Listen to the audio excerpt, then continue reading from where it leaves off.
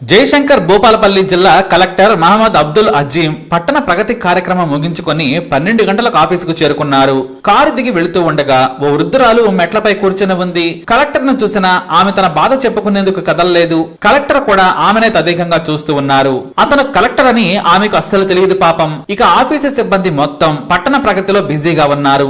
Office అంతా నిర్మానుష్యంగా ఉంది. ఆఫీసు లోపలికి వెళుతున్న ఆ కలెక్టర్ పెద్దమ్మ ఏం కావాలి, ఎందుకు వచ్చారు అని అడిగారు. ఆ మాట వినగానే నా బాధ చెబితే నువ్వు తీరుస్తావా బిడ్డా అంది. ఆమె మాటలో ఉన్న ఆ బాధ అజీజ్ కు అర్థమైంది. ఆఫీసులోకి రా పెద్దమ్మ, కూర్చొని మాట్లాడదామని పిలిచారాయన. నాకు మోకాళ్ళు నొప్పులు బిడ్డ, ఈ ఆఫీస్ చుట్టూ 6 నెలల నుంచి తిరుగుతున్నాను. పింఛన్ కావాలని ఒక సార్ను రోజు అడుగుతూ ఉన్నాను. ఆయన రేపురా మాపురా అని చెబుతున్నాడు, కానీ పింఛన్ మాత్రం ఇప్పించడం లేదని వాపోయింది. ఇక ఆమెకు మోకాళ్ళ నొప్పులు ఉన్నాయని తెలియగానే ఆమె పక్కనే కూర్చున్న కలెక్టర్ ఆమె చేతులు పట్టుకుని మీరేం బాధపడద్దు, మీ సమస్యని ఇప్పుడే తీరుస్తాము. ఏ గ్రామం నుంచి వచ్చారని ఆరా తీశారు. నా పేరు బంగమ్మ, నా వయసు 70 ఏళ్లు. 2 ఏళ్ల నుంచి పింఛన్ వస్తలేదు. ఎందుకు రావట్లేదంటే మండల ఆఫీసులో మనిషికో తీరుగా చెబుతున్నారు. అందరూ జిరాక్స్ కాగితాలు తీసుకుంటున్నారు, కానీ పింఛన్ మాత్రం ఇప్పించడం లేదు. రాజకీయ నాయకులు కూడా ఎన్నో చెప్పారని వాపోయింది. సరే మీరు ఎవరి చుట్టూ తిరగనక్కర్లేదు, నేనున్నానని చెప్పారాయన. నువ్వు నిజంగా తీరుస్తావా బిడ్డా అని ఆప్యాయంగా అడిగింది మంగమ్మ. నిజంగా తీరుస్తాను, నేను కలెక్టర్ని, నీ సమస్య తీర్చగలరన్నారాయన. అతను కలెక్టర్ అని తెలియగానే ఆమె 2 కళ్ళ నుంచి నీళ్లు వచ్చాయి. ఆ కన్నీటిని తుడిచి ఆధార్ కార్డు చూసి వయసు ఎంతుందో తెలుసుకున్నారు.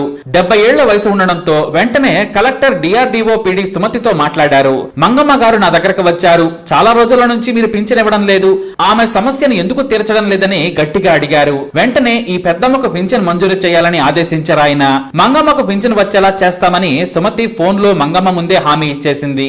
అయినా సరే ప్రభుత్వం మీద నమ్మకం ఉండాలి కదా, నిజంగా వస్తుందా బిడ్డ అని అడిగింది ఆ తల్లి. నేను కలెక్టర్ను, మీకు భయం అక్కర్లేదని చెప్పారు అజీజ్. ఒక కలెక్టర్ నా పక్కన కూర్చొని మాట్లాడటం నాకు సంతోషంగా ఉంది. నువ్వు చల్లగా నిండు నూరేళ్లు బ్రతకాలని ఆశీర్వదించిందామె. మీరు ఇంటికెళ్ళండమ్మా, అధికారులే మీ ఇంటికి వస్తారు, మీరు ఎవరిని కలవాల్సిన అవసరం లేదు అని చెప్పి ఆఫీసులోకి వెళ్లిపోయారు ఆ కలెక్టర్. ఆయన మంచితనం చూసి ఆమెకు నోట మాట రాలేదు. అందరూ ఈ సార మాదిరిగా ఉంటే మాలాంటి వారికి కష్టాలే ఉండవని సంతోషంగా ఇంటికెళ్ళింది ఆ తల్లి. దూరం నుంచి చూస్తున్న కొంతమంది కలెక్టర్ కింద కూర్చొని ఉండగా ఫోటోలు తీశారు. అవి వైరల్ గా మారాయి. ప్రజా సమస్యలు పరిష్కరించడంలో కలెక్టర్ ఎప్పుడూ చురుకుగా ఉంటారు. ఇప్పుడు ఆయన మైనారిటీ డిపార్ట్మెంట్ సెక్రటరీగా పనిచేస్తూ ఉన్నారు. మరి ఈ కలెక్టర్ గారిపై మీ అభిప్రాయాన్ని కమెంట్ ద్వారా తెలియజేయండి. అలాగే వీడియోని లైక్ చేయండి, షేర్ చేయండి, మా ఛానల్ ని సబ్స్క్రైబ్ చేసుకోండి.